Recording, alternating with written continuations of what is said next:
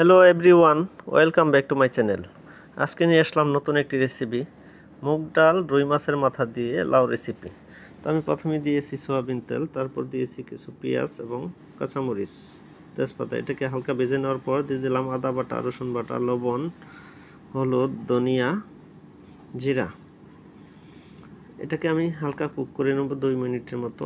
Cook করে নেওয়া শেষ হলে আমি মুগ ডালগুলো আমি ভিজাই দিয়েছিলাম, সেটাকে আমি কুক করে নেব। দেখেন, এটাকে কুক করে নিয়েছি আমি 5 মিনিট। দিয়ে দিলাম হালকা একটু পানি দেওয়ার পরে এটাকে আমি মাথাগুলোকে দিয়ে দিলাম, দিয়ে এটাকে কুক করে নিয়েছি 2 মিনিট।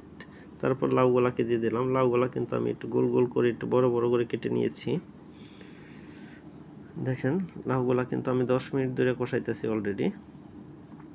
আমি কিন্তু মুগ ডাল 50% বয়েল হওয়ার পরে লাউটাকে ছেড়েছি।